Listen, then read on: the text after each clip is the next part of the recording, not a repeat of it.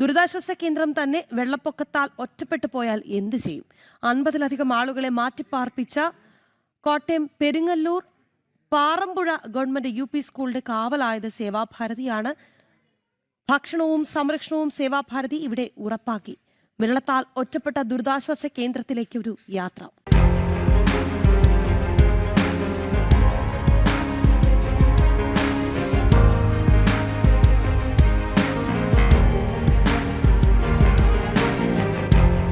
ഒരു കിലോമീറ്റർ ദൂരം വെള്ളത്തിൽ താണ്ടി ദുർഘടം പിടിച്ച ആ മേഖലയിലൂടെ നമ്മളിപ്പോൾ ദുരിതാശ്വാസ ക്യാമ്പിൽ എത്തിയിരിക്കുകയാണ്. പെരിങ്ങള്ളൂർ ഉള്ള ഗവൺമെൻറ് LPS പാറമ്പുഴ, അവിടെയാണ് ഈ ദുരിതാശ്വാസ ക്യാമ്പ് പ്രവർത്തിക്കുന്നത്. കഴിഞ്ഞ 4 ദിവസങ്ങളിലായി ക്യാമ്പ് പ്രവർത്തിക്കുന്നുണ്ട്. എങ്ങനെയുണ്ട് ക്യാമ്പിൻ്റെ അവസ്ഥ? ക്യാമ്പിൻ്റെ അവസ്ഥ കുഴപ്പമൊന്നുമില്ല. 3 നേരവും സേവാഭാരതി ഭക്ഷണം കൊണ്ട് തരുന്നുണ്ട്. പിന്നെ വേണ്ട ഹെൽപ്പ് എല്ലാം മെമ്പർ ചെയ്യുന്നുണ്ട്. 4 വാർഡ് മെമ്പർ കുഴപ്പമൊന്നുമില്ല.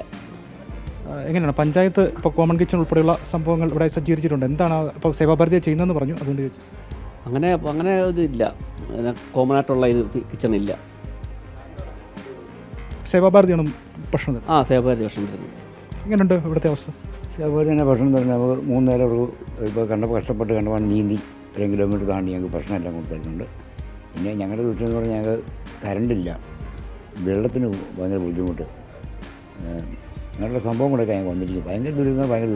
ഭക്ഷണത്തിന് മാത്രം ഞാൻ കുഴപ്പമില്ല. അതിൻ്റെ മരുന്ന് തിരക്കുന്നുണ്ട്, മെമ്പർ വരുന്നുണ്ട്, കാര്യങ്ങളെല്ലാം ഭംഗിയായിട്ട് നടക്കുന്നുണ്ട്, കുഴപ്പമൊന്നുമില്ല. ഇപ്പോൾ ഞങ്ങൾ കൊണ്ടുവരിക, ഇനി പോയിട്ട് കൊണ്ടുവരും, അങ്ങനെയുള്ള കുഴപ്പമൊന്നുമില്ല. ഈ സ്കൂളിലേക്ക് ആവശ്യമായ 3 നേരത്തെ ഭക്ഷണം, വെള്ളം എത്തിച്ചു നൽകുന്നത് സേവാഭാരതിയാണ്. നമ്മൾ നേരത്തെ കണ്ട ആ വഴികളിലൂടെയാണ് ഇവർ ആവശ്യ വസ്തുക്കൾ ഇവിടേക്ക് എത്തിക്കുന്നത്. ഈ സ്കൂളിലേക്ക് മാത്രമല്ല, ഈ ഒറ്റപ്പെട്ടു പോയ ഈ വെള്ളത്താൽ ചുറ്റപ്പെട്ട ഈ പ്രദേശത്തെ വീടുകളിലേക്ക് ആവശ്യമായിട്ടുള്ള ഭക്ഷണവും മറ്റും നൽകുന്നതും സേവാഭാരതിയാണ്. എങ്ങനെയാണ് പ്രവർത്തനങ്ങൾ? ശരിക്കും നമ്മൾ ഈ ക്യാമ്പ് തുടങ്ങുന്നത് തന്നെ ഞായറാഴ്ചയാണ്.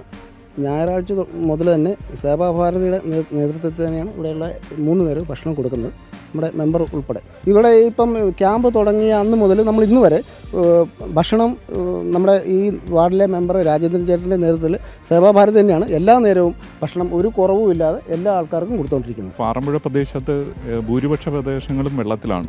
ധാരാളം വീടുകൾ വെള്ളത്തിൽ മുങ്ങിപ്പോയിട്ടുണ്ട്. അപ്പോൾ അതിനകത്തൊരു ക്യാമ്പ് ഇപ്പോൾ ഇവിടെ പെരിങ്ങള്ളൂർ സ്കൂളിൽ പ്രവർത്തിക്കുന്നുണ്ട്.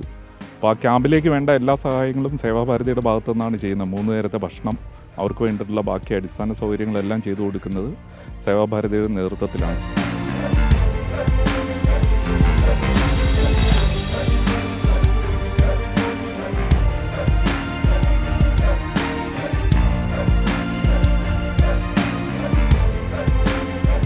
നമ്മുടെ ഇതിപ്പം ഈ റോഡെന്ന് പറയുന്നത് പാറമ്പുഴ പെരിങ്ങള്ളൂർ LP സ്കൂളിലെ ദുരിതാശ്വാസ ക്യാമ്പിലേക്കുള്ള റോഡാണ്.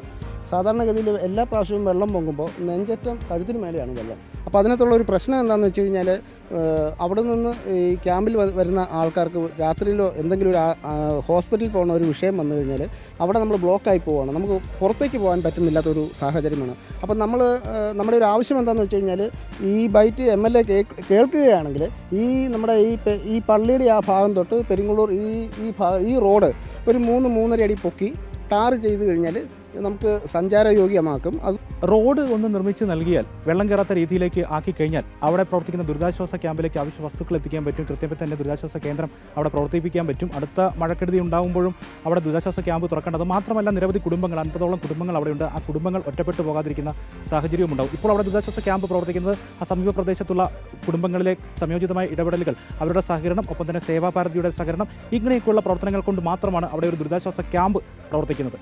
ക്യാമറമാൻ ഹരികൃഷ്ണൻ ഹരിപ്പാടിനൊപ്പം മിഥുൻ മുരളി, ജനം, കോട്ടയം.